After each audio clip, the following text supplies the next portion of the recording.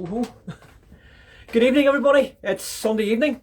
Welcome to the Cavern. I haven't done one of these for, I think it's months now since I've spoken to anybody on one of these, but I have a pal, Mark Sherriffs. A lot of you will probably know him. In fact, you'll probably all know him. Mark I met about maybe 5 years ago now. Was probably when we were working with the Ardblower Stones up at the Blairgowrie Highland Games. I'd known him through Facebook and Instagram, as we all do when we're not living in the same country, but I met Mark up there, and a real nice guy. Always thought real strong guy, real good guy to be around.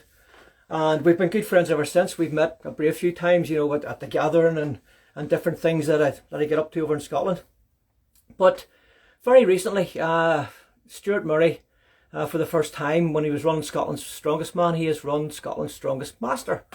So the very first champion for the Scotland's Strongest Man in the Masters division over 50 is Mark Sherriffs, my pal. I'm really proud of him because it's an amazing achievement, and you know, and no matter who wins it in the years to come, Mark will always be remembered as the first. You know, so I'm really proud of him in that one, and I think, you know, the reason that I wanted to do this was just to have a chat with him while it's kind of fresh in his mind, and it's all brand new, and everybody's kind of remembers the competition, and you know, it's all very exciting and fresh. I just wanted to speak to him while it was kind of fresh in his mind. It's been a few weeks, so obviously I think it's probably sunk in now what it is that he's achieved. You know, and I think it's amazing what he's achieved. You know, because he went up against some really strong, tough guys. You know, so it wasn't that was handed to him, but far from it.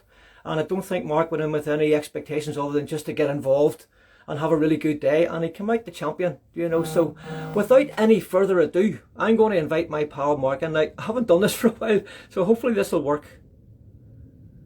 Yeah, I've no requests to join. Mark, if you're there, can you do a request to join me? Let me see, I can maybe see your friends. Let me see, Mark. Oh, here we go. Wonder is he there? Maybe it's past his bedtime, maybe he's not even up. Okay. Mark Sherriffs. There he's there. Invite. Add Mark here. Here go live with. He should come in here. I've been on the whiskey again. No, I'm just having a beer. I haven't been on the whiskey yet. Hello everybody. There's Brett in. Mark Haydock's in. Who else is all in? Let's see, I can't even see this now. It all goes very. Statement strikes in. Oh, I think it's past Mark's bedtime. Who it is? Request to join. Right. Smooth. It's just so smooth and professional. Invited. So I hope he's around. We'll give him a wee minute and we'll see if he comes. Yes, no, he is. He's definitely invited. Oh, he is. So Mark, if you look in your notifications, you'll see that there's a wee invite for me to join this, and at that point the screen should split in two and everything should be cool. Happy New Year, everybody, by the way. Oh, isn't able to join. Wow, okay. Right. Hi, Jimmy. Hi, John. Let's see. So Mark's not able to join. Why would that be? Let's invite him again. All right. Invite. Go live with. Maybe this time. Yes, Happy New Year, everybody. I hope everybody had a great Christmas. And I hope you are all tons of goals set for the new year. Personal bests all round. And I'm kind of looking forward to this year. I mean, I've got something. I've been speaking to Brett, and him and I've got some sort of plans for the gathering this year. And if it comes off, it's really exciting. It is, and I can't really say anything yet because it may or may not come off. But if it does, it's definitely. I would look forward to making an announcement about that and actually making it happen. Oh, is that Mark Sherriffs there? Oh, here we go. Requested. There he is. There, accept. Go live with. I'm excited now. Any second now. He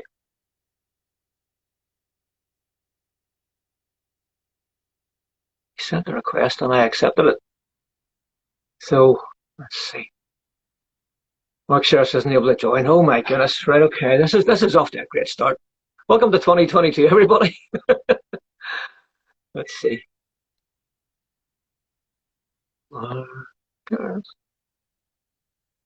get your internet sorted out. Let's see.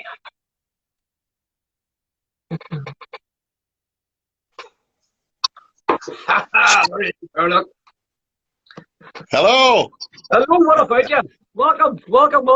I see Brett's been very complimentary to you there. Just as usual.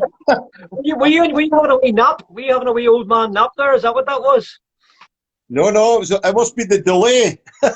Oh, is that what it is? We're so far apart, right enough. Yeah, right enough. All the way to Scotland. Different time zone over here. I've been sitting here for 20 minutes waiting on you. Oh, have you indeed? Yeah. You should have switched your phone on. Yeah, it was on. How are you? Happy New Year to you. A happy New Year to you, buddy. It's great to talk to you, chum. I've been looking forward to this, because I haven't done one of these for quite a while, and I was just, and you kind of get out of the habit of it. It's, you kind of, you forget how to work Instagram for a start. Well, tell me about it. Probably just an age thing, Mark. The thing about it is, I know we're going to talk about, you being a slightly older athlete and stuff, but I was thinking of us all, I'm still the elder statesman, apart from my dad, of course, but I think I'm still the elder of us all. I think I've got a year. Still being young, Oh, still young at heart. Still doing stupid shit that I shouldn't do at my age, Here, nap. I was prepared. I had my wee old man nap earlier on there, so we're all good now. I even did my hair for you. I see that, yes. Yeah. Did you have your porridge this morning? Well, we all talk about you being the porridge, the Scots Oats man. Well, actually, no. Sunday is the only day I let my wife have off from making porridge. Every other day, porridge. Good man yourself. Good man. Yeah. Well, my dad always, he's taken it all his life. He swears by porridge. And the more people that I know through the strength community, everybody makes porridge. Well, it's good for you. So are you one of these Scotsmen that takes it with salt, or do you take it with sugar? Salt? That's the way they did it in the 60s and the 70s, I was told anyway. There was stuff called Bros. That was just kind of like a porridge with a bit of water and salt and stuff like that. Aye. But mine just got cream in it. Good man yourself. I started taking honey in mine, and it's really nice. Cream, milk. I have a banana and a nice wee sprinkling of honey over the top. Brilliant. Well, that's it. That's all we need to tell everybody. So it was nice talking to you. Aye. Awesome. Aye. Okay, I'll see you next week. That's it. Take porridge, everybody, and you'll be absolutely fine. Mark, Masters, Scotland's strongest man in the Masters division. Wow. Yeah. What an achievement, pal. Has it sunk in yet? No, really. No. It's it's all happened really quick, and with this COVID and stuff, we've not been able to get out and have a wee party and just enjoy ourselves and sort of speak a lot of nonsense. But we've just never had the chance, eh? I know. It is hard to kind of get out to see pals. You can do it, but it's all restricted, and you're always conscious about you going to smite somebody, is somebody going to get sick. It's kind of hard, and it's hopefully by the time the gathering comes around this year, we'll all be able to just hang out. Fine. We had a Brostone tour just the other week there, and it was just amazing. It was everyone let their hair down. It was all good fun. The weather was mental. There was snow. There was ice. It was just It was a really good day. All it was lacking was a couple of whiskies, Aye, and about another 20 degrees. You know what? I was watching. I watched the senior stuff starting to come through, and I seen a wee bit of snow on the ground there. Aye. The next thing, Martin's, he's got his top off and he's lifting stones out, and there's snow everywhere. It must have been minus something like where you guys were. You're crazy about a lot of this. Yeah. -2, and the wind was howling. We actually got a gale when he was lifting the Newton Moorstone. Aye. A gale, and snow came blowing in. So I says to Martin, "Get the top off." Yeah. And off Hardy men you are, I tell you what, hardy men. Flip me, Aye. Mark. Do you know what I did? I went and turned the heating on in the house and lit the fire before I That's watched you. the second video. That's you showing your age, boy. Oh, yep, absolutely. Yeah, do I like my comforts? I don't mind a wee bit of, getting out in the cold, but my goodness, watching you guys doing that, it looked like an amazing trip. No, it Well, did. it was great because when you had Martin Jancic there, you had Brett, you had Jamie, you had John, myself. What more can Yeah. you ask? You know, where were you? Well, absolutely, yeah. Where was I? No, I was sitting at home with the fire lit, watching the videos. Exactly where I should have been. But So, no, it was I a mean, good day. It was a good day with friends. The stone lifting is taking off big time with social media, etc. And yeah. you've got the young girls lifting, you've got ladies lifting, you've got the whole lot, and it's a great thing to see. I love it. I love it all. The stone lifting's been good. What I noticed, Mark, I mean, we would obviously been doing the gathering for a few years, and then COVID hit, so we couldn't do the gathering in 2020. Yeah. Was it 2020? It was 2020. Yeah. I've lost all track of time. Yes, it was 2020. So we decided to run the virtual gathering.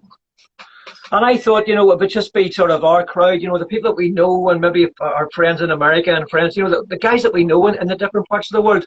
That people were posting videos from all over the planet, and there was, like you said, there was young girls posting, young men, young boys, older guys. The whole sort of family's getting involved, Yeah, and the virtual gathering, how popular this is. when you first said it was going to happen, you thought, you know what, this could work or it'll no work. But it was a brilliant success, it really was. Fantastic success. Got put a lot of effort in. I mean, there's a guy called Scott Brown. He was my number one pick. He actually came third. I think he was third or something. He came third, yeah. He played the pipes, had a drum, lifted a few stones, and pretty good, Did you know what I said about Scott's performance? I mean, I say I'm a performer, musician. I mean, for me, a show, you have your opening act, or you have your pre-show drinks in the bar, and then you go into the theatre. You have your opening act, you have your main show, which would have like a start, a middle, and an end. And then you have your encore, and then you have a couple of drinks afterwards, So Scott, he did the pre-show with the bagpipes, so he had his wee nip. He did that was the pre-show out in the bar. He had his pipes, which was the opening act. Then he did his thing with the stone up under the barrel. And then he went back and had another wee nip, and he played the bagpipes. That was his encore. My goodness, it was a full show in about a minute. Well, he's a proud, he's got obviously Scotch descendancy, Brown obviously, and he wears the tartan and all the rest of it, and he takes his stone lifting and strongman really serious, and he's really proud of his, his heritage and stuff. He broke his, that he broke his knee and his leg. Oh, very shortly afterwards, yeah. And that was doing the Denny's. He was training for the Denny's. Yeah, he actually sent me the video offline, and I seen it. And the noise, oh God, I've heard that noise a few times of various things over the years. So I don't know if he'll try the Denny's again or what, but he certainly suffered. That put him right back in his stone lifting, Oh, it did, yeah, it did indeed, absolutely, yeah. I've watched him, and he's back doing sort of good lifts again. I think he had 200 kilos the other day or something. He did indeed, aye. No, it's great to see somebody who gets injured, and they don't let it sort of keep them down. They do the recovery, they come back and start building up again. I mean, the worst thing about what we do is if you take any time off, you go back so far and you have to actually start the process of getting back up to where you were, before you can start actually getting to where you want to be. Like say you and myself, we don't really have the bloody time. I'm running out of time. I'm 57 now. So, you can't afford a year's setback. No, a year's setback does make a difference. When I started this when I was 50, and I thought, I'm all right, but all of a sudden, I mean, I'm looking down the barrel of 60. And I'm thinking, well, there's a couple of things I still want to do, and I don't want to do them before I'm 60. So I kind of took last year out. I didn't do much last year. I did that big Kennedy lift. And I thought, what, I'm just going to take a wee bit of time back off, just enjoy time at home and one thing or another. But the start of this year, I've sold all my weight. You need to have a wee deload. You do, because it's, I mean, at the end of the day, even the young guys will agree with us, lifting stones and big weights and stuff, it takes a lot out of your body. And body recovery at our age it takes a bit longer. It definitely does. It does. You know, that's one of the things. And like you say, I mean, you're obviously aware of this as well. You know, when I was training, and I know when you're training too, you kind of have to listen to your body when you're a bit older. You know, you don't recover the same as you did when you were in your 20s and in your 30s. You know, it's not a case of going out and doing a big deadlift on a Monday and then going out again on a Wednesday and doing the same thing. You know, it's all a bit of time. You know, you can do that. Okay, you can train 3-4 times a week if you wish, but I just find that I wasn't making any progress. So it wasn't. So whenever I started to take more time for recovery, my progress actually just took a giant leap forward when I was actually doing nothing in between. You know, it was interesting. You know. Well, when I was younger anyway, I played sort of 10, 15 years of rugby. So when I retired at rugby, I didn't start the rugby till I was in my 30s. You know, late 30s. No, a lot of people had given up rugby by that time. So I played. Yeah. In my 30s, played in my 40s. I was just trying to remember my last game. I actually got man of the match, believe it or not, and it was in a team called the Golden Oldies. The Golden Oldies, brilliant, what a cracking name. The Golden Oldies. So went up there, played my last game, and then I thought, God, what the hell are we going to get into now? And that's when, sorry to digress here, but it was just to let you know how I kind of got into the stone. Anyway, yeah, good on you. Yeah, okay. I was down at the rugby club. We were having an ale festival, as you do, drinking plenty of ale, and we were playing rugby. Cheers! And we were playing rugby, and Charlie Blair Olvent was there with the Blair Stones. Yeah. And I had a look at the Stones, and I thought, Christ, I bloody fancy having a go at that. And once the rugby had finished and stuff, the guys shouting me across, you fancy a go at that? And I went up. Now, I only got 5 stones. And I couldn't believe just how hard it was.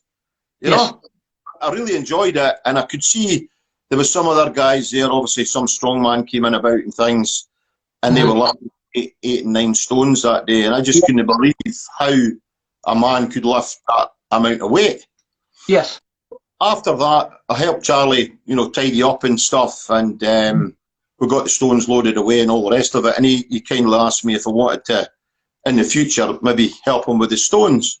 And that was, you know, it was just by chance, that was the reason that I got into stone lifting. Brilliant.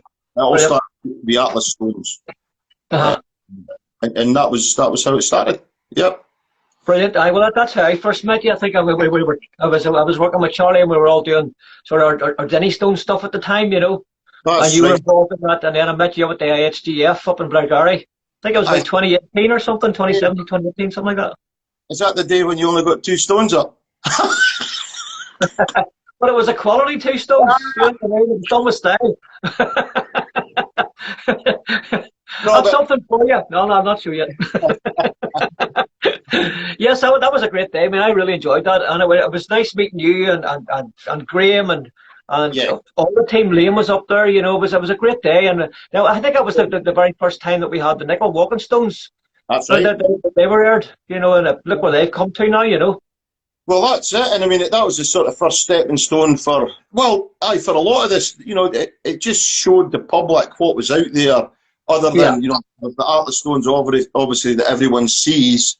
But then there was the other stones and things that were there, and a lot of it now is taken off big time. Well, there's the Giants Live with the nickel stones now. Can't get any bigger than that, you know? No. And it's actually, I think it's the first time, because even if you go back to the McGlashan stones, they weren't natural stones, they were man-made. So if this is the first time that I can see that in major competition that we've actually used natural stones, which is fantastic to see, you know. And I think it's just the first step of many. You know, like I can see that growing over time. Well, 100%. I mean, there's plenty of stones, you know, in Scotland. If you're Scottish, you know, English, it's not that far to come up. But there's plenty of stones. And there's nice smaller stones like the Putra for you to start on. You know, there's the Sheriff Muirs, which I think they start about 70 kilos. So, you know, for women getting into it as well, there's smaller stones, and they don't have to be sort of daunted by the size of some of these stones. They can work themselves up to them, as can the men, you know. Oh, absolutely, yes. I mean, there are some exceptional ladies out there who can compete with the big lads when it comes to natural stone lifting. But I think Oh, it's one of the things about for me is making it accessible to everybody. So it doesn't matter if you're 13 years of age or if you're 23, yeah. or if you're 73. It's great that all these, like you say, all these different, all of the natural stones don't all weigh the same, and they're not all the same shape, and they're not all located in the same area. So there's journeys to be done, like physical journeys to get to them. Yeah. You have to find them. There's ones that suit people. There's ones that don't. There's ring stones, and it's on its own. When you take out all of the barbell stuff, there's enough there to be getting on with. Well, I mean, it's also the history. I mean, if Yeah, you like history and stuff, if you go to, say, the Fianna Stone, I mean, Glen Lyon in its own is a beautiful glen. I mean, with the big mountains, Ben Lawers at the back there, that's a Monroe, I think, so it's a massive mountain. And yeah, you've got the glen there, but you've got this beautiful, stone that's got its own unique shape that was lifted to the plinth. And when you actually lift that stone, I think the first time I lifted it, to shoulder anyway, I was so yeah. emotional about it Oh, because I. you're thinking like back 500 years ago, who lifted this stone? Yeah. What would it have been like to be there?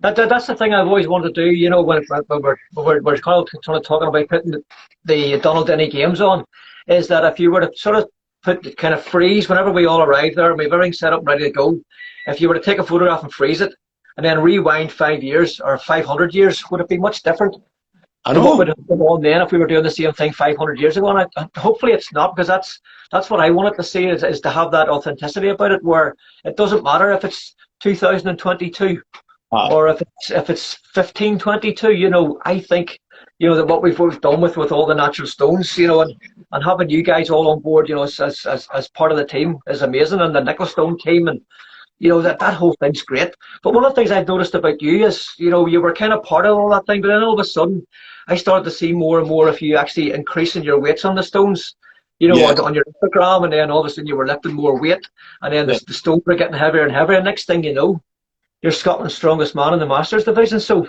how did that come up? And how did the Mastermind? What kind of? Because you were obviously you were lifting. I mean, stones was your main thing. What Well, was what came about really was my wife still plays hockey at 57, right? And my youngest daughter, she's played hockey for Scotland. The other youngest daughter, she was selected for the netball for Scotland. We've just got this winning mentality within our family.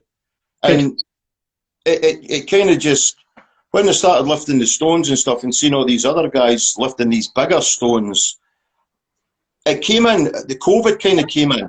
And what happened was, I was lucky enough to have a garage, and I had some basic equipment in the garage. So I met a screamer one day. I do pest control for a living, and I was in the farm, and the guy, he's actually an athlete that was at the Aberfeldy Highland Games. Yeah. What they do, they use tacky and the walk with the Mingus stone. The big Mingus stone at Castle. So I met that guy, and he had a load of Atlas stones sitting outside in his backyard. And I just asked him, I says, look, what would you be doing, with these Atlas stones? And he says, well, actually, I've really hurt my knee, and I think I'm going to give up the heavyweights and stuff. And I said, if you're selling these Atlas stones, I'd love to buy them off you. And he said, well, he says, I'll have a think about it. And the next week I had to go back there. And when I went in, he says, I've had a thought, just take the whole lot. Oh, and wow, how cool is that? Aye, he says, just take the whole lot. So myself and Graham Mustard, we went along with the trailer, we picked the stones up. The trouble was, I couldn't lift a 130 kilo stone. So we had to roll them up this made but a plank of wood, to get them in. Right. So once we got them back, a big game changer for myself as well was buying a power rack. Okay, right, okay. The big power rack. Yeah. I felt that my pressing and all these kind of things were needing to improve, which would help with the stones and stuff. So the best thing I ever bought probably would be the power rack. Then the Atlas. Then I started to buy all the equipment, and I've now got something like 600 kilos of weights. So basically, I set goals for myself. I looked at all the sort of the Highland stones, and I wanted to shoulder them all. So I set goals that I could, hopefully get strong enough to shoulder them all. Yeah. And as I trained more through COVID, there was nothing else to do. So I would just go to the garage, and I would train hard on my stones, do my bench press and do my trap bar work. And I just got hooked on it, and I could see my gains going up. My weights going up and up and up. On a weekly basis, I could see them going up on a weekly basis. It was great to watch it, actually. I changed my diet as well. I ate more. I kind of ate a lot more food and good. I eat a lot of venison, my porridge. I take creatine and I take some whey powder and things like that. So I upped my intake of food. So I would always eat before training, and I would always eat after training. Yeah. So whatever I burnt off, I was going to replace with food after it. And then as I got up in the weight sort of division, I would set goals for, say, a deadlift. Say at that time you'd be 180 kilos. I'd set a goal to hit that, and then once I hit that, I'd set a further goal, and then you kept hitting these goals, And the more you did it, the more you thought stones is going to become a reality, Yeah. Yes, I always called those my mini goals. You always had the kind of the prize at the end, which is where you were so far away from. There's no point saying, when your deadlift's like 160 or 180 kilos and you're looking to lift 230, there's no point saying I want to lift 230, because it's just so far away. It can actually discourage you a wee bit. Small steps. Yeah, small steps. Yeah, come on. And then I knew the Fianna was sort of 127 kilos to 130 it is. So I found this stone. It's shaped kind of like it, but I found this stone and I took it home. And it took me ages, and I mean ages, to shoulder this stone. It took a long time to be strong enough to lift it to lap and then get it to chest. And eventually one day I had a few guys round outside. It was a lovely summer's day. And we were outside and I shouldered the 130. Good man. I thought if I can shoulder that 130, I can get that Fianna, Yeah. So that was my top goal, was the Fianna, because it was one of these nemesis stones that just couldn't lift good, Aye. So was the 130, was that like an atlas stone? Was it a round atlas stone or was it a natural stone? No, it's a natural stone. Okay. Yeah, and was there much on it by the way of sort of grippiness? Was there many sort of nooks and crannies you get your hands on? Yeah, a good grip on it. And it was quite a rough stone as well, but it's a lovely shaped stone. It's kind of shaped like the inverse stone, but it's got like a wee flat section at one side. Okay. Gives you a good hand grip. But a severely heavy stone. So once I managed to master that stone, then I thought, well, the average sort of, stones, ancient stones, are from sort of about 100 kilo up to sort of 30 kilo. So I thought, well, we'll maybe start with the Putrick and some of these smaller stones. I've got a list of the stones if you want me to read them out to you. The ones that I've sort of managed to shoulder in my time. Is it your TV? Go for it. I'm down. Yes, absolutely. This is your platform, brother. You do whatever you like. What sort of spurred me on was my first stone I ever lifted was the inverse stone. Now that's a big stone for a first stone. Mine too. I remember going up to Glenolven and I was up to Liam Tweedy. We're going up to visit the Dinnies one day or something. I think there's something on there. And we decided that we'd go in and lift the inverse stone. Well, that particular day I could hardly even get the inverse out of my lap. Never mind, get it to my chest or shoulder it. So that was the kind of things that spurred me on, to say to myself, no, I'm going to shoulder this stone. And I was lucky enough to shoulder it at the gathering which you were at. I did. I've seen that, yes. And we couldn't shoulder it because obviously June died, remember? Because it was locked away for, was it a couple of years?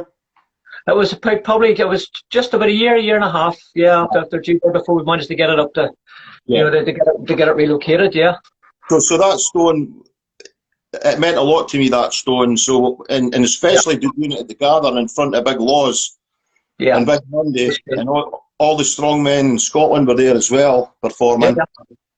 And so that was the first time that I'd shouldered it, and I did it in front of them, and it was a really good shoulder as well. So It was a I good was one. It was powerful and fast. Yeah. really, really happy with that. So, I mean, other than that, I've done the McGregor. It's Cool. 132 kilos. Yeah. That's at the Loop Hotel. Yeah. Um, That's just appeared on the scene recently, the McGregor, hasn't it? That hasn't. That's it's only only been in the last couple of years, isn't it? a year or two, yeah, Oh, yeah. yeah, yeah. I remember James Graham and Jamie kind of sort of bringing that one to the fore, and it's sort of all of a sudden, and everybody was going Yeah. up. It's a great looking stone. The great stone, but it's a very deceiving, heavy stone. It's not to be taken lightly, that one, but it's a lovely stone. And then there's a new stone called the Monachile stone. I've shouldered that one. It's 120 kilos. The That Newton lives Moore, down where the Puterack now, doesn't it? The Monachile lives down where the Puterack is now. it lived down there with the Puterach Eye, but it was in a better setting before, I thought. Up in the hill there, it was beautiful. But that's a lovely stone to lift. And then obviously you've got the Newton Moor, the Puterach, the Saddling Mare. I mean, the Saddling Mare now, for all you guys that lift stones, I don't know if you've been up in Scotland, in the last couple of years, but they've cut all the trees. The forestry cut all the trees down, and the poor Saddling Mare sits there in an open space now. But hopefully the ferns will grow back and it'll get back its magic again. Yeah, that was the second stone that I ever lifted. Obviously when I say second stone, second natural historic stone, not counting the Denny's. The first one for me was the Inver, and the second one that I managed to lift was the Saddle and Mare. And I remember we were in the car, and we're driving along, and next thing we just pulled in. I thought we'd stop. It was like a pee stop, Yeah. And I said, well, we're stopping for a pee. And I said, no, look in through there, in through the trees. There was the big plinth and the thing. I was like, wow. It was an amazing minute for me because I wasn't expecting it. I thought we'd still got a bit of time to go. We would kind of pull up and there it would be sitting in front of you. Yeah. But that was an amazing moment. And I'll tell you a wee story about that. Whenever you kind of have to get over like a wee ridge, and then you're down into the woodwood area and you go down to lift a stone. I kicked a stone. I was like, oh, what's that? And I picked it up. Mark, I swore it was actually the same shape as the big Denny stone. Really? So when I picked it up, I was like, goodness gracious, look at the shape of that. So what I did, I took it home and I went looking at Hollywood here, to just around the corner from me along the beach, to see if I could find one that was similar in shape to the little Denny stone, because I wanted to kind of make a pair, that one from Ireland, one from Scotland. And if I found one, and it wasn't exactly right, but it was close enough, put rings in them, put them on a wee plinth, and I gave them to David Webster, just as a wee. But it was just kicking that stone that day, it was like, flip me, how does that happen? It's meant to be. Just a big moment, But whenever they cut all the trees down at the Saddle and Mare, I remember seeing the plinth, and my first thought was, have they lifted the plinth and taken it somewhere else? I was like, what? Because it looks so different now. With all the trees. It was magical, the stone. We was it many times. And you used to have the sun coming through the trees, and you had the big mountains at the back. Just magical. And then the day that we actually, on the virtual, the virtual gathering, yeah. We actually went there with a piper to lift that. And when we got there, I nearly cried because the trees had been cut down. Oh, it had been cut down that day. Because you ended up doing the Puterack that day. The Puterack that day, yeah. Yeah. So, so that was a nice wee stone to do. And then we've obviously got all the Sheriff Muir stones. They're pretty new stones now. Obviously, the real stone was broken. So I think Jamie Gorin, he's the man that put these new stones up and things, and they seem to be quite popular as well. Okay. Yeah. There's a big stone, a mighty stone called Ardvorlich. Oh, that's the 150, yeah.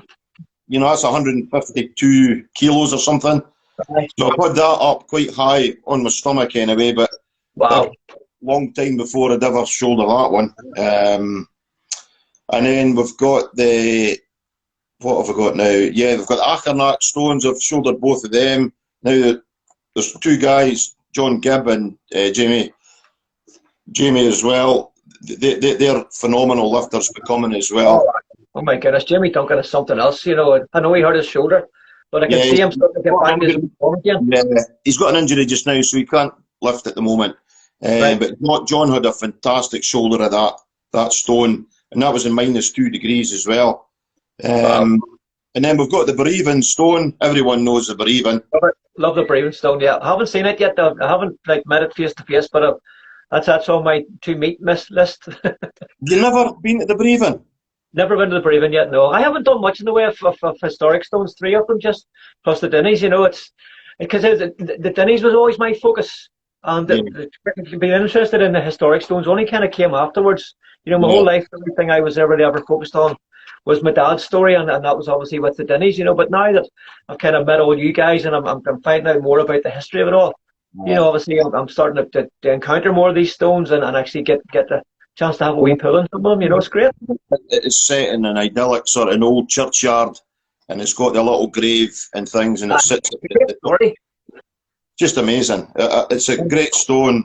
And then obviously we've got the famous Dalwhinnie. Yes. It's sitting in about 102. I remember I used to struggle with that as well when I first started lifting. And now on the shoulder, just no problem at all. Lovely stone. Yeah. I would have to say probably the Inver or the Fianna is my two sort of favourite shoulders. Yeah, well, I mean, the Fianna, I mean, it goes back so far. My goodness, the history with that stone and the Inver stone, when you think about the history with the Inver stone and what it has actually set in motion when you take the Inver to the McGlashans to the modern day Atlas stones, without the Inver stone, probably wouldn't be lifting Atlas stones now. Well, you're right, and it's a phenomenal stone. And now, for any guys that's tuned in and maybe don't know this, it now resides in Bramah. So it was just to make them aware that that's where it is. And we're actually going to put a nice wee set of fence round it. John Father's made lovely fence to go round it. And then we've got stones like the Glenqueich stones. I mean, there's not many people probably have been to them. I haven't heard of it yet, no. Yeah. They're kind of over the back of Bramah. There's one at 200 and there's one at 70. So I've got the win under the 200 and had a nice wee shoulder of the 75. And then there's a guy called Brett Nicol that everyone knows. Never heard of him. There's a guy called Brett Nicol. He's got, yourself, you've been there, he's got a lot of stones. Wow. Yeah, he doesn't have. For the gathering last year, we had 5 stones that the guys lifted onto the barrels. And that's right, we have, yes. That's right, we have. They've got the Fuke stone, 98 kilos. We've got the Bacharn stone at 113 kilos. We've got the Kushney at 123 kilos. We've got the Meany at 137. And I've shouldered all them up to the 137. Wow. And we've got the Stuart stone, it's 152 kilos. But so myself, we've all lifted them onto the barrels. So, when we were at the gathering, maybe some of the guys thought we couldn't lift the stones, but we certainly could. We've all lifted them. Yeah. Onto the barrels, So they're lovely stones as well. And obviously, I've not lifted the Dinnies. I've not had a chance really. The first time I did it, I ripped my lat when I was training for them, and I kind of shouldn't have lifted them when I did. I had a partial lift, but it wasn't a full walked out lift. So they are on the radar for this year. You know what, Mark? And here's the thing. I mean, I'll say this to you live now. I'll make a deal with you. If you get the Dinnies up, competing together. Well, that would be something, wouldn't it? Because this is the year for you to do it. This is a good year for you now. You've got this title under your belt. This is the year I think you should be involved in it. And obviously, I mean, I have had to turn some guys away, who wanted to compete together because they hadn't done the Dinnies, and some of them have come and done it now. So get it done, man. Get it done and get it together. I'm hoping to do a side-by-side lift. That's what I'm training for. So I'd like to do a side-by-side lift with the Dinnies. That would be great. And obviously, I've lifted the Nicol stones, the famous Nicol stones, 138, 114. Great stones, a lot harder than you think because of different weights. And, everybody thinks that it's not a big stone, but a lot of the guys in the Europe struggled with them. Oh, yeah. Yeah. I mean, what I found about those is, I mean, for me, obviously, my light body weight, the pickup's handy enough. but then it's like somebody's nailed my feet to the ground. You see me, I've tried really hard to walk with them. It's not that I have to set them down quick, I'm trying to, but there's just no way I get my feet off the ground. Yeah. And then kind of stones, I kind of got into the obviously for the strongman, I had to learn how to lift with tacky. Yes. I'd never used tacky before. So there's a guy got a gym, Jackson. He's got Dundee's strength unit. Yep. So basically, I kind of went through there a lot to practice my lifting with the Atlas stones because he was set up there, stones right up to 200 kilos.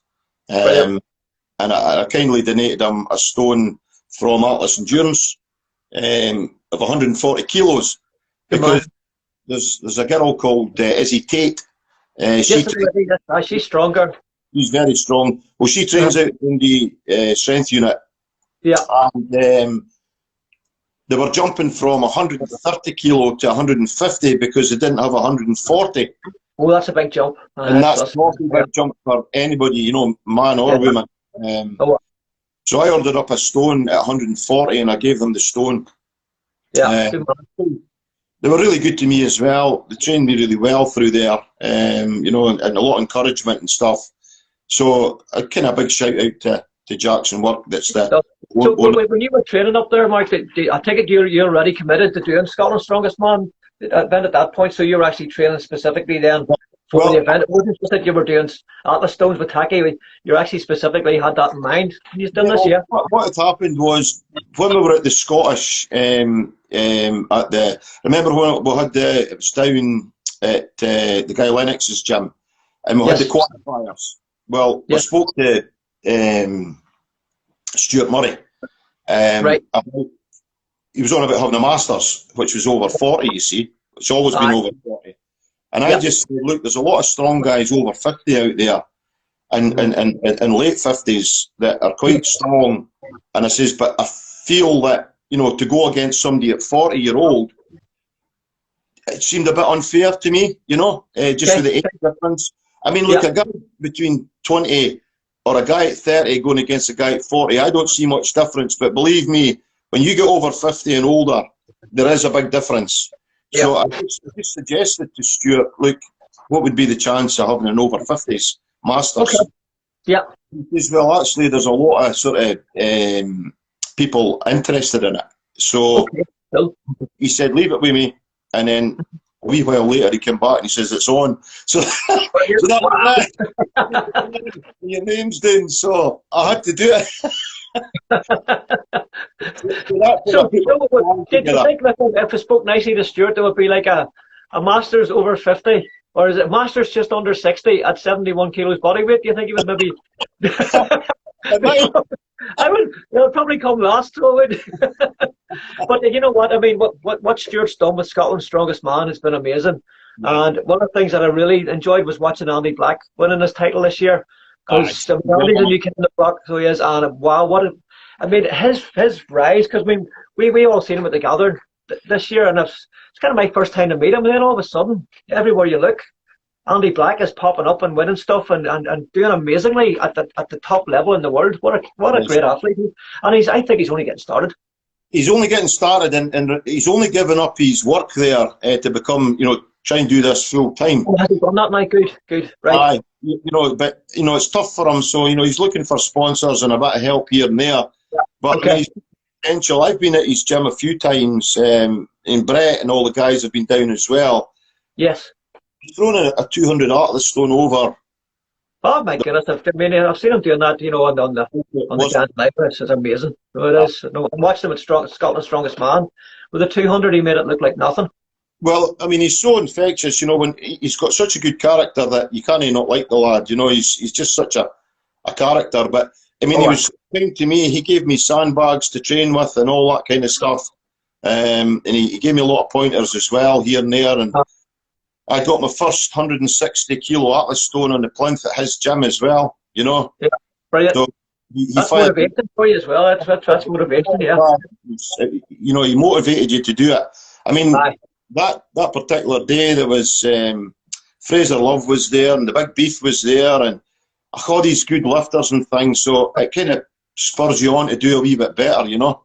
Oh, aye. Oh, when those guys are watching you, when there's people of note, the people who you respect are watching, and you're trying to do something, it does give you that wee bit of extra zip. I think it absolutely does, you know. So when you say when you're hitting PBs with those guys around, that's the sort of guys that you want to have around when you're trying for your PBs, you know. Well, 100%. And then he also helped you with Taki, and he was telling you what to use and what not to use. And I mean, there's all these different companies selling, you know, BT sleeves and all these types of things. I personally haven't used them yet, but I might get a set to see what like they. But even for training, Mark, just to save your arms, you know, because you know how cut up you get when you're doing the natural stones, you know. But it was, to get back to the Taki again with the Atlas stones, that was the reason that I went to Dundee Strength Unit, because they had all the facilities for lifting with Taki, and I didn't want to get my stones covered in Taki because I just used chalk. So I wanted to keep them just with chalk only. But believe me, if you can lift 130 kilo Atlas stone with chalk, you'll eventually lift 160 with Taki. Okay, you reckon it makes that much a difference, eh? It makes a good difference, yeah. I think so anyway, personally. I have some stones at home. I call them the Flint stones. And they're Atlas stones, and they range from 20 kilos to 122. You know, so it's the same weight roughly as the Inverstone, the big one. I've lifted up to the 100, but I haven't lifted the big one. The big one, I call it Yabba Dabba Doo. And when you lift it, you have to say Yabba Dabba Doo when you're up, or it's not a lift. Well, you know, so the 100 kilos red Flintstone, so it is. But I mean, I'm the same as you. It's chalk or not, chalk only. But at my age, it's all about repetition. I was lucky enough to meet Big Z one time, and we spent the whole day with him. And I came up with him a few questions, just how he's managed to keep, you know, hitting the weights that he does. And I mean, his log's just been beat by the big fella, you know, down in Glasgow. Yeah, that's it. Yeah, it was held for a lot of years. But his secret was repetition. So he wasn't lifting as heavy, he was lifting lighter weights, but for reps, He said he never, ever lifted that weight at home because you would do damage to yourself, and that would set you right back. So what he did was he would lift at 60%, but do loads of reps. I mean, 20 reps at a time. Oh, really? Aye, okay. Yeah. Wow, that's interesting. Yeah, so he did loads of reps at a lesser weight. Then he would work himself up to maybe 80% of that weight. And he says, when you're there, the adrenaline and the cameras and the crowd should push you to break that record, you know. Isn't that incredible? Because, I mean, obviously, we come from a generation where everybody says, you know, that your kind of 8 reps would be for bodybuilding and your 3 to 5 reps would be for strength. No. You know, so but there's Big Z's just to, how can you argue with Big Z? Do you know what I mean? You can't argue. I mean, and myself, when I'm doing my reps and things on the bench, I was out this morning doing reps. So what was it on this morning? It was only 60 kilos, 80 kilos. But the 60 kilos I was doing 20 reps on. Right. You know, so you do sets of that, and by God, your arms are pumping by the end of it. And then what you do is you work yourself up, then you do less reps on the heavier weight. As you get heavier, aye. And a big mistake guys do as well, I feel for myself anyway, once you hit your top weight, take weights off, right? You might struggle to do a one rep or 2 rep, okay, on 130, say, or whatever weight is your top weight. Take weights off and then come back down again. And their weights feel 10 times lighter. But you struggle at the start with them, if you see what I'm saying. Yeah, absolutely, yes. I call them drop steps. Up and then build yourself back down. Yeah, and when I was training for the Dinnies, I would have worked up, I'd usually have worked up to my max set, which would have been, it doesn't matter, I mean, it could have been 330, could have been 320, 300, whatever position I was at the time. But I would have come down to 50 or 60% and just repped until I failed.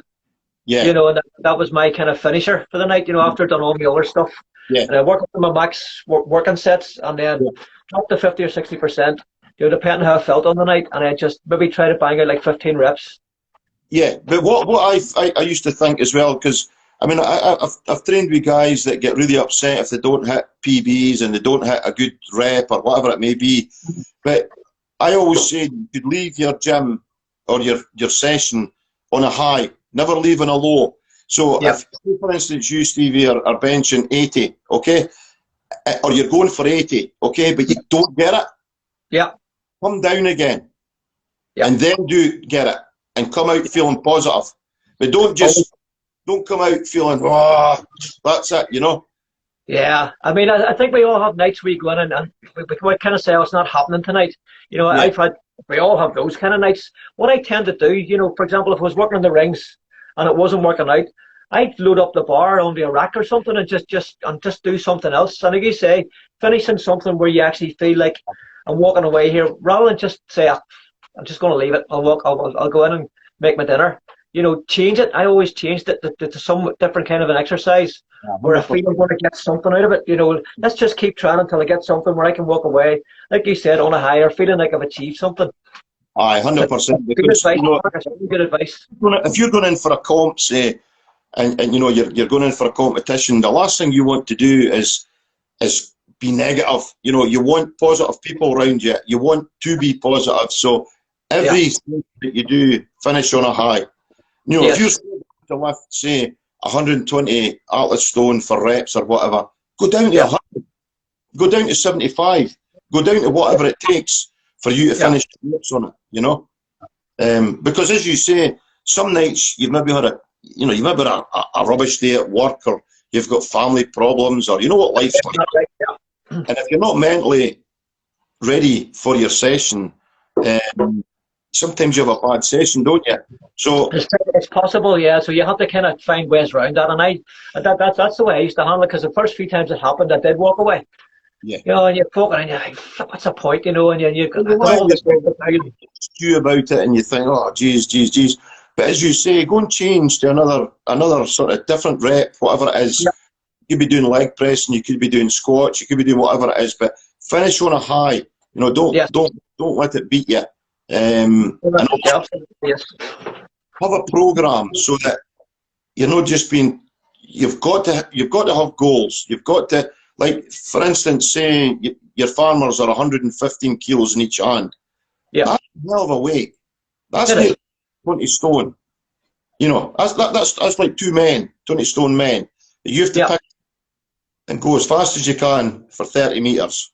Yeah. So you have to train for that. You can't go to a competition and not train for that. Give it a go. Yeah. You set it off, you know, at 50 kilos.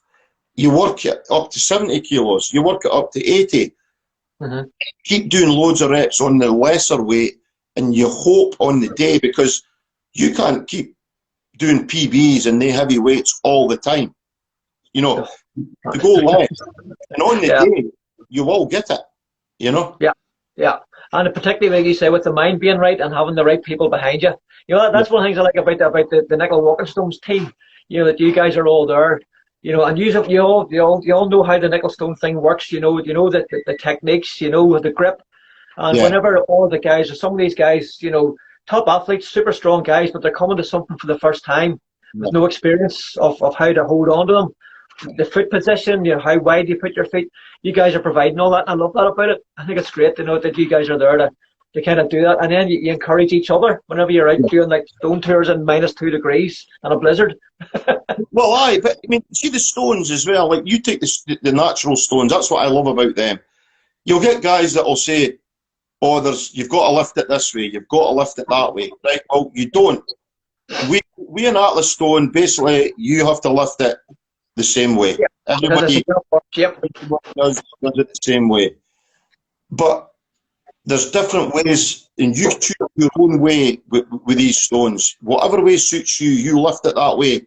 Now, if you're really struggling to lift it that way, and somebody says, "Look, why not try it this way?"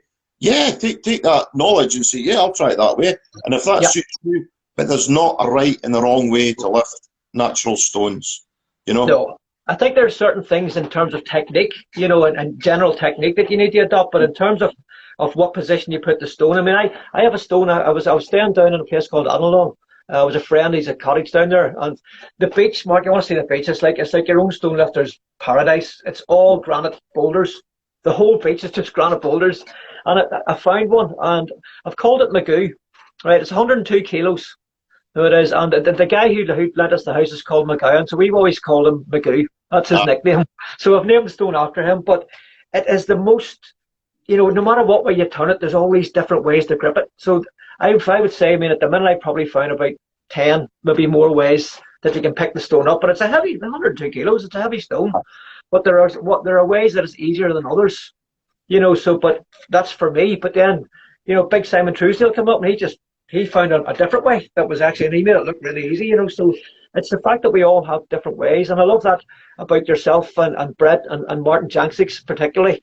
He spends ages over a stone, finding different ways. And he spent maybe 5 minutes before he actually did his lift just to find the optimum grip. And it's because I think a lot of guys when their mates are there, and there's a stone and they're like, come on, yeah, and that maybe rush it, and I get why you would, but I think if you can have that, just give me a minute here, I'm going to take my time and find what's the best place and that, and it's definitely worth spending the time. Well, what I was going to say to you as well, you have a lot of listeners and listening to this. What you want to do is, we did a lot of stones on the last day, because we kind of had the time. We thought, if we can get the last stone, which was the Breven, we'll get it. But I would suggest to people that are going to go lifting ancient stones, make sure that you plan your day out. But first and foremost, don't go lifting 10 stones in a day. Take your time and maybe lift 3 stones. Yeah. Take loads of photographs. Take in the ambience, enjoy the stone, have something to eat and whatever, a bit of pleasure. Aye. Make a day of it, Yeah. And you've got plenty of time to lift all these other stones, but I would always say, give yourself time. But lifting 5 stones in a day for some people may be, a tough day, because they're not light stones, they're heavy stones, so. There's a lot, yeah. One of the things that we did recently with Simon and the guys, we all went up to a place in Larne, which is where you get the ferry over to Scotland, and up in the hills we found this big, it's like a monolith. It stands about 6'4". Uh-huh. There's this wee stone. I think a wee stone itself is probably about 55, 60 kilos. It's not particularly heavy stone, but there's like a wee recess out of the bottom of the stone. It's almost like somebody's carved out like a football shape, it's like a wee round. But whenever you put it on top of the plinth, because the plinth's got like a wee nub at the end, at the top, and it fits on perfectly. Now, because it was the first time that we'd been there, we called to see the farmer and just said, can you give us a bit of history about the stone? And look, we're planning to go. Is it okay to go onto your land? You did all this respectful stuff. Yeah. And he said, I'd really rather you didn't put the stone on top of that, because this thing is thousands of years old. And doing that, it's probably going to chip it. So we respected that. So rather than that, we just walked around in circles a wee bit, But one of the things that struck me when I was there was I just kind of looked over much, because we're always thinking it was like the plinth and the stone, and it was great. And I just looked over, and there was the sea and the rolling hills, and the sun had just come out, from behind a cloud, and there was a big ray of sunshine that was down onto the water. And you could actually see it lighting up the hills. And I was like, hold on a minute, guys, stop the stones a wee second. Look at this. Start taking photographs and stuff. Because there is so much. When I was up at the Sheriff Muir stones, that's an amazing sight up there. Yeah. So it's just, the stones are, that's why we're there. We're out of the stones and all the history. But the scenery, all the stuff, take a minute, take it in. Well, I was lucky enough, there was, you were there, Laws came up to come to the gathering, and I was lucky enough to go with him and his family, and we did a wee sort of stone. Yes, that's right. And it was, they loved it. They would live up here in a minute. They absolutely loved Scotland. They loved the area. They loved the people, the whole shaboodle. But what was they took their time, and they took loads of photographs, and we had the swords out, and the whole thing.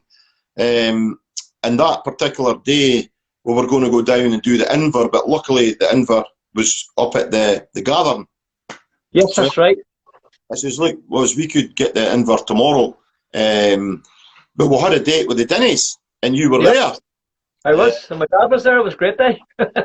And you know what happened that day, didn't you? I do indeed, yeah. I tell you what, one of the things that about that was, when Laws picked it up and did a wee walk, You know, I think he was kind of, you know what, I could see that he was kind of, you know what, I think I might have a bit more. I'm with Dad, had a wee word with him, like, come on, do this. And to watch him do what he did, you know, I'd be honest, I mean, for years, I just thought it wasn't possible.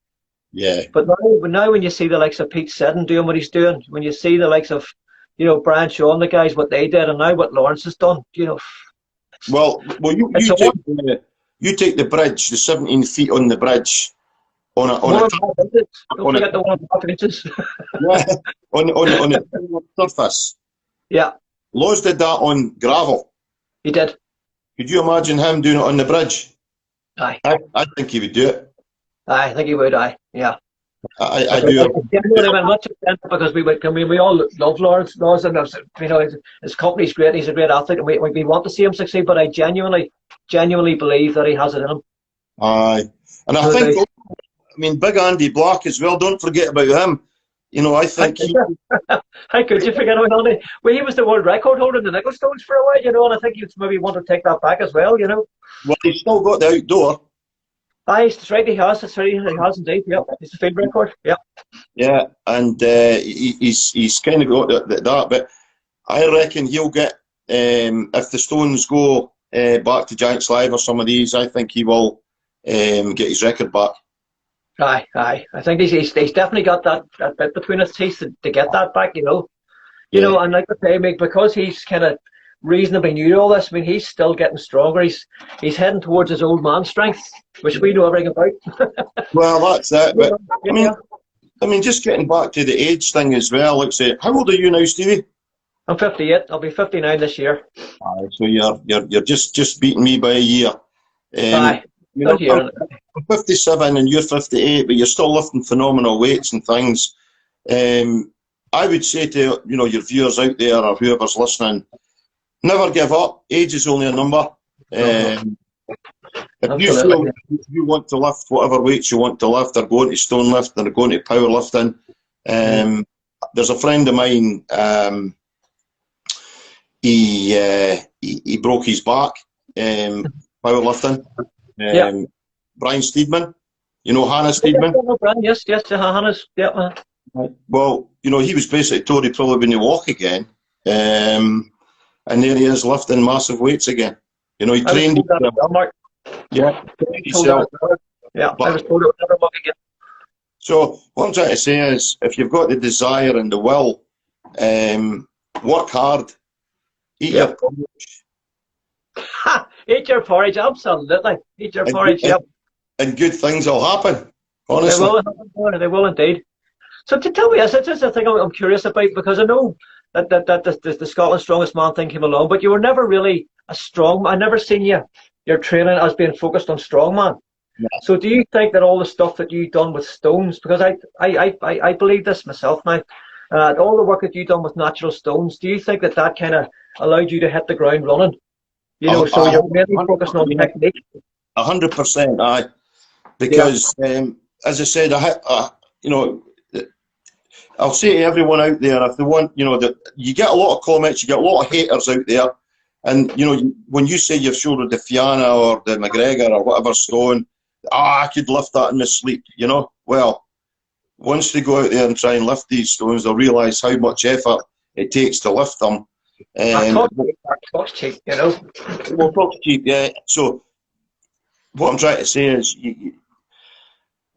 it kind of, it was the foundations for going on to other things, And when he mentioned in over 50s, and it was looking like it was going to happen, that really spurred me on then, yeah. That was really cool, because the whole, I wasn't aware that you were training for it, or even that was coming along. I guess I found out about it sort of closer to the time, and then I knew you were going to enter it, because obviously Brett was keeping me informed of what was going on. Yeah. And when you won it, I actually cried the day I heard that you won it, because I was that flipping proud of you. I didn't sit down and gurn my eyes out, but I had a wee tear, definitely, because I was so proud of you, man. It was what an achievement. I was really chuffed. I was kind of blown away, and all the guys came down to support me as well, and it was just amazing. It was, and you know what? Really, I won it on the stones at the end.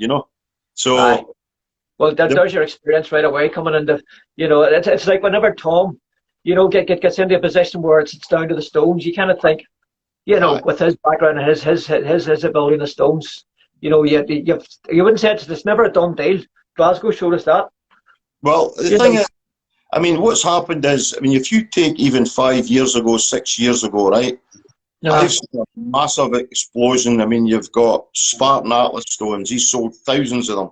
You've got Endurance. He's sold thousands of them. And God knows who else. So what I would say is now that, and it's the same with the Dinnies. Mm-hmm. Before, people would come up and just have to lift the Dinnies raw. They didn't have the Dinnie rings. They didn't have the Dinnie trainers. But look how many people have them now. Yeah. You know, so you know, it's out there for everyone to become stronger and you know, put the effort in. As I say, you can't. There's many a night I would sit in here in front of my wood burning stove and go, I'll get that tomorrow night. You know, but when you're training for 5 events, you don't have the time. You have to go out and train. Yeah.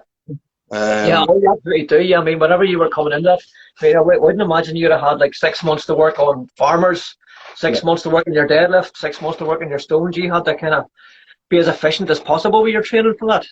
Well, that was the reason that I kind of went through to Dundee Strength Unit, because they had all the facilities, you know, for the only thing I didn't practice much, to be fair, was the sandbags. That was purely because of the weather, and there wasn't really anywhere apart from going down to Big Andy's to train there, you know. But I managed all the 5 bags over the first time I was there, and Andy says, you're fine, you know, you've got good technique and that, so don't worry about that, you know. So have you ever tried weight over the bar before? The only thing I've ever put over the bar was at the Highland Games, and that was tossing the sheath. Oh, the sheath, okay, with the pitchfork, that's the first time I seen that was at the Arnold's, believe it or not. So I'd never seen it before, and it was amazing. It's a big thing in America, and in the Highland Games is tossing the sheath. But no, apart from that, I didn't train much for the sandbags, but I felt that the sandbags felt okay for me. And how did you do the sandbags on the day? I think the weight of them, I didn't get the last one. It stuck on the bar and fell off, but I won it. I won the event. Excellent. It's just for people who are watching, you didn't see on the day, you know. So what were the events that you did then on the? Well, you had the log press at start, but it was an alien format to me because you had to choose 3 weights. Right. Okay. So it was a rising log, yeah. Aye, so you had to start on a weight that you knew you could get. Yeah. Then you had to go up another weight. Then you had to go up another weight, and guess what? The other guys were going to do. If you see what I'm doing. Yeah. And then the second event was the van deadlift. It was 260 kilos or whatever it was. But I was told it was an 18-inch bar. Right. You know, yeah. But it ended up being a 9-inch bar. A 9-inch? Oh my goodness. Really? So that made a hell of a difference. So that was a bit of a worry. So going to check, was it only just one car you lifted, right? Just the one. But I tell you what, that's a lot of weight in your hands from that height. That's a lot of weight to be lifting. There was 4 people in it as well. What size were those 4 people in it? Was it 4 Brian Shaws, or was it 4 Stevie Shanks? And the bar was a tiny wee thin bar. Honestly, it was just a tiny wee thin bar. There was no give with it or anything. And then, you know, we went into the I think it was the sandbags after that. And then we had the farmer's walk, which I did well with that. That felt good. Yeah, I did a great With the stones at the end, and it was a big crowd there, you know, because there was obviously, you had the over 40s there as well, and there was some good strong guys there. There was a chap from Inverness, from, I think he's up Inverurie way or something. No, Peter. Okay. He's got his gym. He won it. He won. Okay, excellent. That was the over 40s, yeah. Good. Andy Kearney and all these guys were there. You know, that was a strong field. Oh, it was a strong field, all right. My goodness, absolutely. It wasn't half, yeah. Was there just then, was just the open, the over 40s and the over 50s then? Yeah, That was what. the three divisions. Yeah. There was a big crowd there and stuff. It was initially supposed to be in the Burns gym Right. in Greece, but Stuart felt it was going to be too far for. So he teamed up with the event in Edinburgh. Right. Oh, it's very cool. It's great to see. Do you think Stuart do you think it was successful enough that he'll run it again in future years? Is that it? Do you think it's taken over? I hope so, yeah, because I think there's going to be a good bit of sponsorship coming his way, hopefully. So it's, I think there's a Stoltman Foundation and stuff like that. I think they're going to throw a bit of money in. That's great to see. Well, I think they want to give back. Yeah. If it wasn't for people like Stuart Murray and these guys, absolutely, yeah. Everyone gives. We wouldn't have Scottish strongmen, Well, that's it. I think Stuart has played a big part in putting Scottish strength on the map. Yeah. Yeah. It's absolutely fantastic to see. And what a lovely fella he is too. Oh, yes. I mean, and again, the more publicity. Don't tell him we said that. I want to give him a big head. but with social media and stuff, and on Instagram and all these kind of things, there's a lot of good, strong men and women out there. They're putting the effort in. I mean, you'll watch them, you'll see it in Ireland too. But they're putting the work in, and the Stoltman's being Europe's strongest man and the world's strongest man. I think that's created a really good sort of base for youngsters coming through. And did you know the thing for me that, I mean, obviously the guys have done what they've done, but what kind of cemented that whole thing and actually kind of brought it all together was Glasgow. I mean, if you wanted to write a story, with a really, really cool and really happy ending for the Stoltman brothers, it was in Glasgow. First time that you had giants live in Glasgow. Yeah. You had, Thomas, the world's strongest man. You had Lucas, Europe's strongest man. You had a really strong field. I mean, my goodness, you couldn't ask for a strong. It wasn't that there was people off injured or whatever. Everybody was there. The family was there. Venue, Giants Live in Glasgow. The venue was amazing. You were there. And that was there. And the result, it was just amazing. Yeah. And the ending, my goodness, the ending of it, it was proper. I mean, that's Hollywood. You could have made a Hollywood movie out of that. So you could. And with the end, everybody, there wouldn't have been a dry eye in the house. So there I went up with Big Davy Carney, and the two of us we were kind of above. We couldn't get down to say hello to you because we were up on the balcony, and you can't get down to the ground floor and get in. But we had a ball, man. It was amazing. It was. But it shows you. I mean, these guys train hard. I and Bibby, broke the world record that day. That was a big family occasion too for him, with his brother and his father just passed away. But what a night! What I'm trying to say is he set goals, and again I keep going on about goals, but he set the goal to do it for his father. He wanted to break that record for his father, and he did. He did. It's just amazing. I completely get that. Obviously, my whole story with the Dinnies is obviously about was never my story. It was my dad's story. I just wanted to take his story a wee bit further, So I completely get how much that meant to him that night. And you could see it in his face, with his brother there, and you could see the emotion. So it was lovely to watch it. I really, really enjoyed that. Enjoyed everything about that night. Yeah, I mean, as well, when we were there, we had our Stones there. Brett had his Stones there. The whole team was there. Mark Haydock, right. Mark. And it was really emotional seeing the Stones being there, I was really proud. Well, I felt really proud. I felt really emotional and proud for Brett because he's lifted the Dinnies 400 times or 500 times, whatever it is now.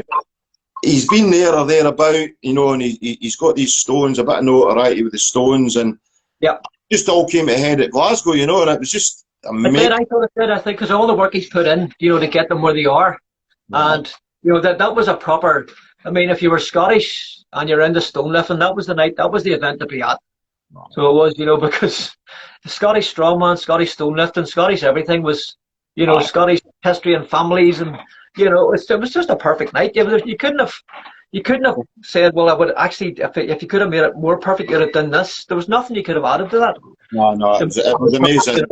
I mean, Andy Black just was centimetres short retaining, the world record. The Fairies, he got it, and good, well done to him because he's never done them before, and he did really well. But Big Andy, oh geez, he just about done it again, He was inches away. I mean, what was it? I think it was only a matter of a few centimetres, wasn't it, that he was short? But you can see his passion. I mean, Andy's got such a passion for Scotland and Scottish stone lifting. I mean, he's got them tattooed on his arm. I've seen that, yeah. And that's incredible. Because I remember seeing a couple of guys with the Dinnies tattooed on themselves. One has got him on his arm, Northall's got him on his, Chad Holmes got him on his calf. I thought that's something that, somebody go to the ball of actually getting something tattooed on them. And with the nickel stones being so new, it just shows how much it means to Andy, and I'm sure that means a lot to Brett to see that, that somebody's done that too, And hopefully this year we've got a few events down south and stuff we're going to as well, so that'll let people down south get a wee shot of them as well, It will, and if one of the things that we're trying to do over here is we're trying to get the Celtic Games on. We're just struggling with sponsorship at the minute, but it's we have the top 5 guys from Ireland. From Donald Denny Day Games, Donald Denny Day, the Donald Denny Games in Ireland. We have the top 5 guys from the gathering in Scotland. And one of the things I'm hoping to do is to get the nickel stones over here so we can get them in the Celtic Games where we put Scotland against Ireland. It's just a pity you guys have to travel all this way and lose, I think have it down for the 16th of April. And if we can get a few quid together and get the team over, I think it's going to be an amazing event. So it is, and I do think it's supposed to be some stuff going on with the Nichols that day if we can get them over. The thing is, there's a lot of strong guys out there listening and stuff, and they maybe don't realise the work that you guys, you put into it, Brett puts into it, and a lot of other guys put into making these events happen. They don't just happen themselves. You had to, go through leaps and bounds because of the COVID, etc. and stuff. There's a lot of stuff going. Yeah. The gathering that we were involved with last year was just amazing. It couldn't have been better. The guys that performed there, every one of them, surpassed themselves, and every one of them had a kind word to say about the event. And it was good to see it. I felt very proud of everybody that day. It was amazing to see it. And what a location, with Belugi struggled obviously with all the COVID restrictions, to allow us to use the park, which is understandable. But I kind of I've always been staying at the lodge in the lock anytime I go over for the gathering anyway. So it's Derek and Jean. Would you mind if we used, because that area, down from the porch with the lock spreading out in front of you. What a setting! It's just phenomenal, and and Big Andy there, and everyone else. It's just a shame that we didn't have the crowd of people there. But we weren't allowed to. I think if I had been allowed to, that place would have been bunged.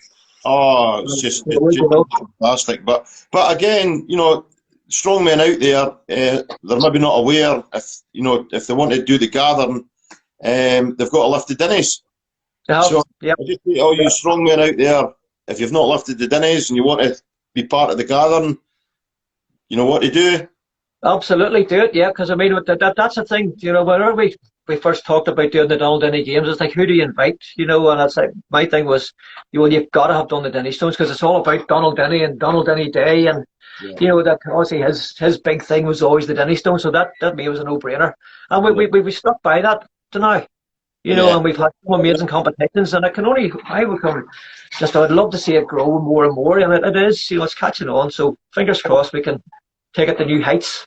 Well, 100%, and it's, as I say, last year, I've been to a few Donald Denny games and things, but last year was phenomenal. It really was. There was something special about it. I think it's the fact of how much we had to come through to actually make it happen as well. I was kind of a wee bit touch and go, a bit stressful, but you know what? Whenever we sat back afterwards and I thought, that was worth every minute of stress, every minute that we put into putting that on. When all the bringing the stone down and all the barrels that you got painted up, everybody did their part. Like, look at the events, that you sort of had. They were just, you couldn't get any more old school if you tried. If you went back 500 years, it would have been the same. Some really nasty ideas. you have no idea how nasty the ideas are. Oh my God. One of the things, I don't want to just do the same 5 events every year. I mean, because with stones, I mean, the sky's the limit, and there's so many things. If you think of all the events in Strongman, we can pretty much replicate most of those with stones. So anything you can do on a barbell, you can do with stones. Well, what about maybe doing the nickels with high heels on or something? That's not a bad idea. That's not a bad idea. I was thinking that you could actually spin them. Do like a ballet, with a wee tutu on or something. No, I have some nice ideas. I mean, Simon Truesdale's very, very creative with all that sort of stuff, and he's had some great ideas, So between us, and putting our sort of how nasty can we make this head on it, there's plenty to come on that. There is. So hopefully I'll get over it maybe in the next few weeks. Or we'll set up something with the gathering committee, and we'll get the thing moving again for this year.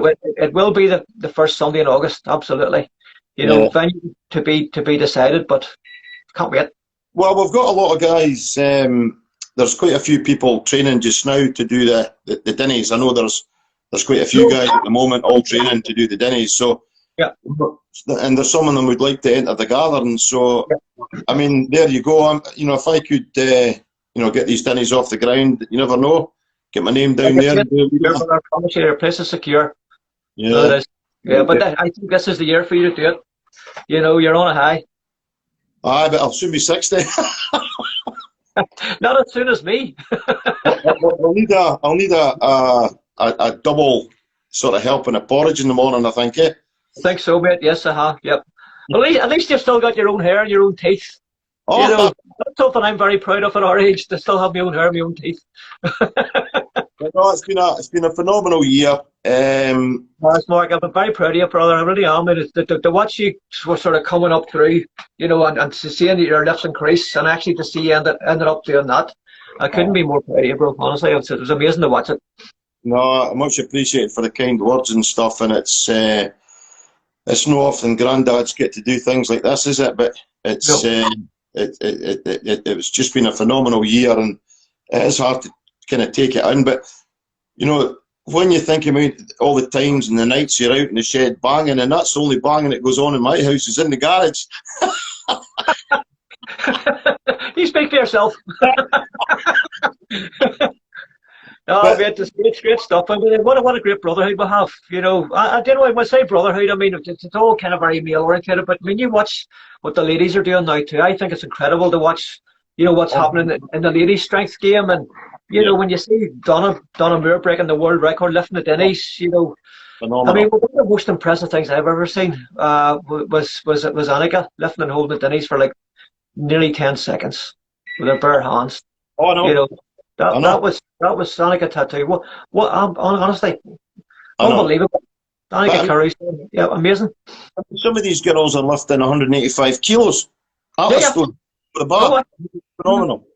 And good luck to them all. And if they put the work in. I mean, I was down at the Scottish Girls there, and I think it was a couple of weeks after I won the Masters, and I went down to support Brian Steedman's daughter, and some of the other girls. And it was just absolutely awesome to see the effort that some of the girls are putting in. Yeah, they absolutely do. Yeah, I mean, anything that I've been involved in, I mean, there's been a few ladies' events that I've worked on in various capacities, and it's unbelievable. So it just shows you how bright the future is. That it's not just a certain group of athletes. It's open to. I mean, it was that virtual gathering really opened my eyes. When you had kids under 10 lifting stones. You had guys in their 60s and 70s lifting stones. You had guys lifting stones, girls lifting stones. It was just, it's for everybody, and that's. If you've seen some of the posts for John Gibb, his son, he's only 2.5. No. He got an Atlas stone for his Christmas. He already had it to his chest, and I gave him an Atlas stone the other week there, and he's already had it off the bloody ground. Isn't that amazing? And then I remember watching all the stuff with Ruben, Brett's kid. For goodness sake, and then Lawrence, Charlie's kid. It's just these are the next generation coming through. It's great to see it. 100%. Yeah, it's been, as I say, it's been good times, and even getting, you know, for you to ask me onto your podcast, and that's just phenomenal, you know. You know, it was, I mean, this happened, and, you know, I mean, for me as your friend, I mean, I just do this for a bit of fun, you know, but I mean, I couldn't let that go by and not market and have a yarn with you and get, you know, just give you a chance to kind of tell people, you know, what it means to you, what you had to do, you know, because we're older, we probably have to train a wee bit differently, but not that much differently. You know, I mean, the things that we go through, you know, it's not that you have to completely change your life just because you're over 50. No. I mean, you know what? Take the age. Just don't think about your age. Your body will tell you what you can do, but you have to have the mindset. You know, if you don't have the mindset, you'll never succeed in it. So you've got to have it in your mind. When I played rugby, I always had like a killer mindset that, you know, that guy's not passing me. You know, you had to have the mindset. And it's the same. I've kind of taken that onto my lifting and my training and stuff. That you've got to have a rigid sort of training program, but you must follow it. You know. You must. You must stay focused on your goal. You can't just dip in and out. Yeah. But again, I mean, I'm new to it as well. But a lot of the strong guys that are out there listening, they'll tell me that it's like an athlete. You've got to train till you hit your peak performance. Yep. So I actually felt that I dipped a little bit 2 weeks before. Okay. I think I'd maybe just trained maybe a wee bit too hard. Okay. And I just was needing a deload. But I think I could have done when I was at my peak, I could have done with the games being 2 weeks earlier. Aye. Well, I mean, timing's everything, you know. I mean, as a drummer, I know that. It's really strong then. And I felt experience too, Mark. I think because you get to know yourself. You know, the more competitions you do, you know, you get to know what your lead-in time is for a competition and manage that. That's your first time, man. That's, you know, to win your first time, get that bit done. And the result you got is incredible. That's why I'm blown away by what you've done. You know, that's amazing. I mean, there's a comp that some of the guys have entered. I thought about entering it myself, but I thought, you know what, I'm just going to go down and support the guys. You know, I just wanted to, you know, watch them and support them. But Andy Black's got a cracking comp in March. It's going ahead, and I think it's all fully booked. So there'll be a lot of good guys there. You know, good competitive guys. So there's plenty to look forward to this year. I mean, a couple of things that's come to my mind. I mean, you think of Mark Haydock and the Magic Minute. You know, that could be on this year. You know, I would expect to see Mark because the way his training's going. Well, you know, how focused he is on this. You know, I think that's going to happen. Big Pete Seddon from Australia. I think Pete's looking maybe at some point to come over and complete, you know, the walk. You know, so those Laws and Pete are two big contenders for this year for that. Well, getting back to Mark Haydock, I mean, the man's a phenomenon. He's just unbelievably strong. Everyone that tries to do it, I mean, there's been guys. Well, you had Hunter that he broke the world record, and then who goes and breaks it again? Mark Haydock. You know. Yeah. You know, I've watched Mark's videos lately, and some of his lifts are just phenomenal. Absolutely phenomenal. But it's his mindset. I mean, Mark's well in his 40s now, you know, and his training regime is, you know, I mean, on his nights off, he's training. You know, he calls it active deload or something. I don't know. But I'll only just do reps with 100 kilos tonight, you know, because I'm having the night off. But it's great to see it, you know, because he's so focused, you know, but that's the way he lives. My dad's the same. My dad has been training 3 nights a week, every week for his whole life since he was 17. He's never stopped. He's 86 now. I know. You know, and that's incredible to see. I do take time off, you know. I mean, I took last year pretty much out. You know, but I'm motivated to get back into it again. But just to see the consistency of Mark and Dad and guys like that, you know, it's incredible because they get the results. Well, Mark had injuries, you know, so, you know, at the end of the day, he's had his troubles as well. But, you know, lately he's just on a mission. And I just wish that he was up here so we could train with him, you know, and support him. And because I think if you had guys like us, you know, Brett and John and Jamie and all the other guys, I think if he was up here, I think he could even better, you know. Just because it's tough, you know, you're stuck away in a garage on your own, which he does. It's tough to motivate yourself. That's something I train that way too. I train on my guys at home, but and I've always done, and Dad's always done that. But I don't mind it so much. But I mean, there are times, like with Davy Bagnall and Brad Irwin, the guys, I would go over and hang out with those guys at the Shankill when I was training. Yeah. And we had some amazingness, because when you're going over with those guys, all of a sudden it's not just you. Everybody's there and they're behind you, and it does make a difference. Definitely does. But I mean, one of the things that I've not said is that what makes me proud as well is, there's John the Viking, and there's Graham Mustard, and there's John that's just come on the scene, and Jamie Duncan, and these guys. They've come on leaps and bounds, and it makes me proud that what you're saying to them, they're actually listening to you. John Gibb, his progress in the space of just under a year has been off the scale. Like, he's lifted the dinnies, he shouldered the 130 asanaks there at the weekend. It's just phenomenal. So, hats off to them. But hopefully they'll listen to old buggers like me and you. And, you never maybe something will get through. And Martin with his the failed Stone Quest. I mean, that's on the way this year. All been well. Well, Martin's amazing. What a lad he is, and some of the things. I mean, you're probably not aware of it either, but he's been doing things for charity and whatever else, like tyre flips. I mean, he's hundreds of them, Yeah. And all these stone lifts and whatever, and what he's put into the stone world's been fantastic as well. And sort of, we all do our bit, and when it all comes together, it doesn't matter who's done what. It's the fact we've all done something, and the end result is amazing. And that's what I'm proud to be part of. It's lovely. The trouble with the podcast and that is you always forget to mention somebody, and they go, "Oh, you never mentioned me." But I'm just, if I've not mentioned anybody, I really do apologise. And there was a couple of folk that I kind of wanted to sort of shout out to, and one, I think I've done it already, was Jackson from Dundee Strength Unit. Just for his help and his encouragement, and his team. Andy Black's been full of encouragement, private messages and all that kind of stuff. Which has been great. Training with Brett, Nicol, and the guys, I don't know what to do without them, because they're just so supportive, and we're supportive of one another.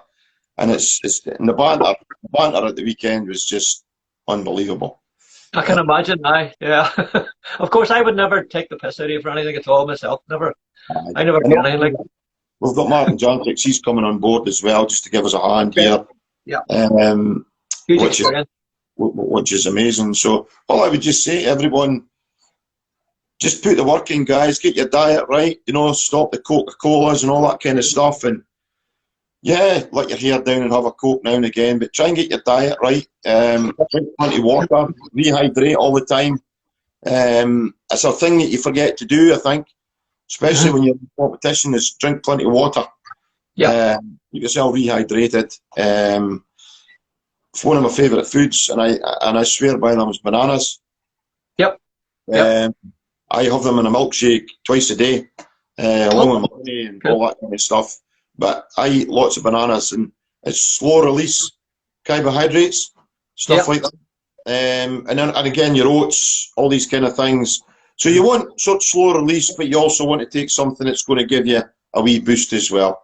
Absolutely, yeah. No, good on you, mate. And Mark, it's been an absolute pleasure talking to you, pal. It has. How would you got? We have been chatting for over an hour and a half. Would you believe? I'm serious. It flies in, when you get talking. That's why I find these things so enjoyable, because you're talking, you think, well, we'll keep it about 45 minutes an hour. Next thing, 90 minutes is going by. It's been a pleasure. Absolutely pleasure talking to you, and I'm so proud of you. Congratulations on your magnificent performance. And we'll still get that whiskey for you. Oh, man. Looking forward to it. Looking forward to it. Okay. Happy to hear you. I'll see you soon, brother. And thanks everybody for watching. See you later. Bye. Bye now. I have no idea how to turn this off.